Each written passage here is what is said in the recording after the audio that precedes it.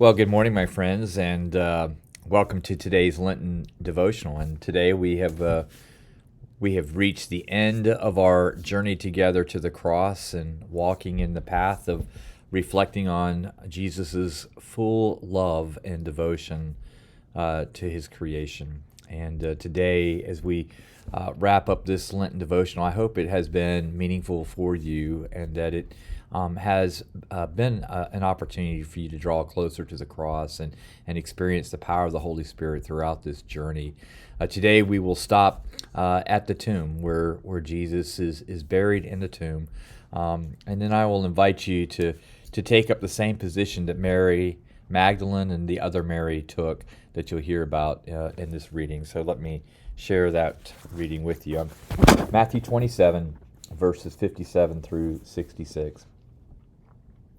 As evening approached, there came a rich man from Arimathea, named Joseph, who had himself become a disciple of Jesus.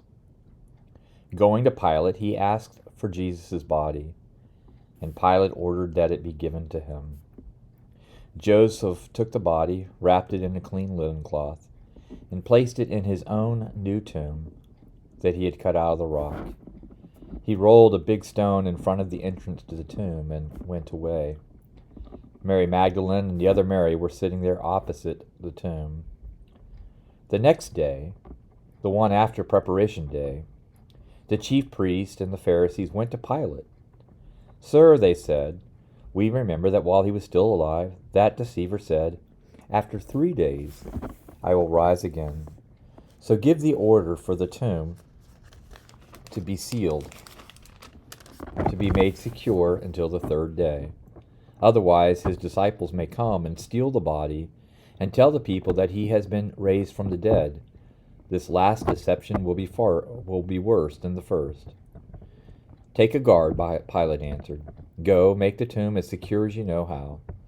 So they went and made the tomb secure by putting a seal on the stone and posting the guard. I invite you to reflect on this story for a couple of things that happen. Pilate is approached twice. The first time he's approached by Joseph of Arimathea, who we're told had become a Christian and a follower of Jesus, and he asked for permission to prepare the body for burial.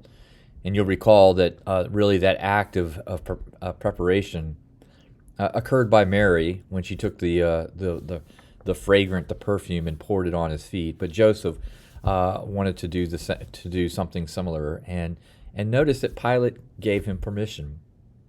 And then a day later, another group comes, but their desire is not to show honor to the man Jesus. They call him the deceiver, and they remind Pilate that Jesus said on the 3rd day that he would raise from the dead, and they decide that they want to have the tomb secured, and they want a guard placed out in front. And Pilate also says yes to both. And so we have this picture. Sometimes the world will say yes to what we believe as Christians, and it will say yes to our skepticism and suspicion about that. And so we find ourselves, and what I'm inviting you to think about, and is at the place where Mary Magdalene and Mary were located. It tells us they were sitting there opposite the tomb.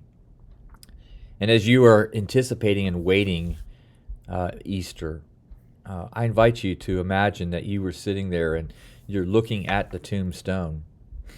What thoughts are you entertaining? What are you anticipating?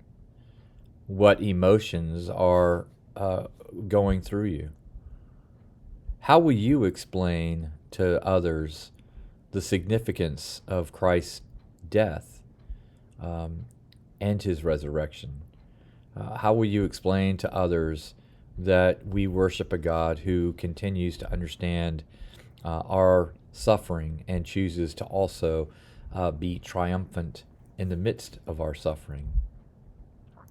But more importantly, maybe what we're called to do in this text is just to be still and to be silent and to wait on God's timing, and to wait for God to be the one who will move the stones that oftentimes keep us from seeing the light in the midst of the darkness. I invite you, friends, to reflect on the question, what does it mean to trust God when I cannot yet see what's on the other side of the tomb? May today be a day of rich blessings for you. Thank you again for spending time with me each morning during this Lenten time. I do hope that it was meaningful for you, and I look forward to celebrating Easter with you in the days ahead. Be good.